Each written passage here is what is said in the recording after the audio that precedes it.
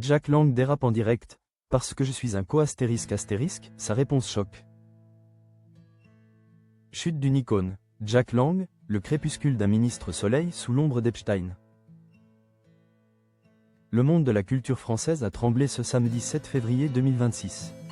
Jack Lang, l'homme qui a incarné pendant des décennies l'élégance, la fête et le rayonnement de l'esprit français, a présenté sa démission de la présidence de l'Institut du monde arabe, IMA. À 86 ans.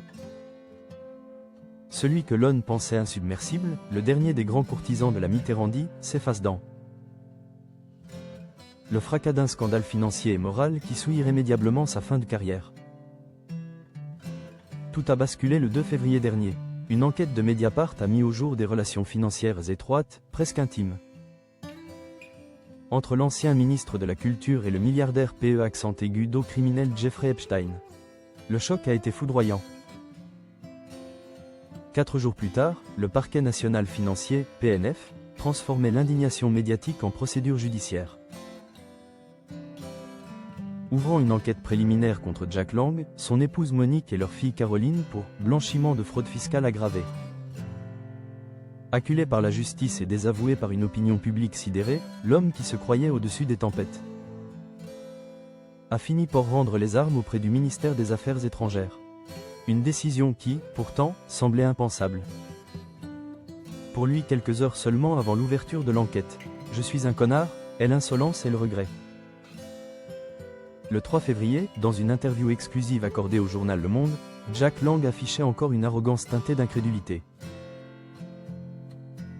Qu'ai-je fait de répréhensible? C'est absurde, lançait-il avec cette assurance qui fut longtemps sa marque de fabrique.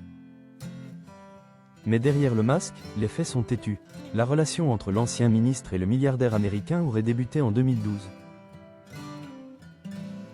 Juste avant sa nomination à la tête de l'IMA. Très vite, Epstein serait devenu un mécène personnel, injectant des fonds dans le train de vie des Lang. Interrogé sur le fait qu'il n'avait jamais sollicité l'argent des Epstein pour l'IMA, Lang a lâché une phrase qui restera comme une épitaphe cruelle. J'aurais dû. Pourquoi je ne l'ai pas fait? Parce que je suis un connard.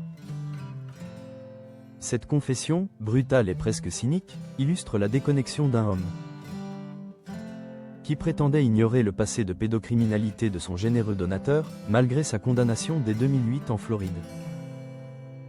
L'enquête révèle également le rôle trouble de Caroline Lang. Son père, rétif à la technologie et n'ayant jamais écrit un seul mail de sa main,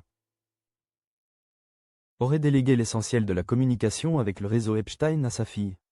Pendant 7 ans, cette bulle financière a prospéré, nourrie par les virements du prédateur de Manhattan. Même lorsque les accusations contre Epstein et son entourage, notamment le prince Andrew, devenaient insupportables. La famille Lang semble avoir choisi l'aveuglement. À Caroline qui s'inquiétait du scandale, Jeffrey Epstein répondait par un laconique Bad press only, rien que des ragots. Des ragots qui auront finalement suffi à convaincre la fille du ministre de poursuivre. Une collaboration qui ne cesse d'arrêter qu'en 2019, lors de l'arrestation définitive du compagnon de Ghislaine Maxwell. Avec la démission de Jack Lang, c'est une page des histoires qui se tourne, mais dans la douleur et le déshonneur. Celui qui voulait laisser une trace de beauté et de lumière dans l'histoire de France part sous le sceau de l'infamie. Emporté par les liaisons dangereuses d'un monde où l'argent n'a pas d'odeur, même lorsqu'il est taché par le crime. Le ministre Soleil s'éteint, laissant derrière lui une institution orpheline et une réputation en cendres.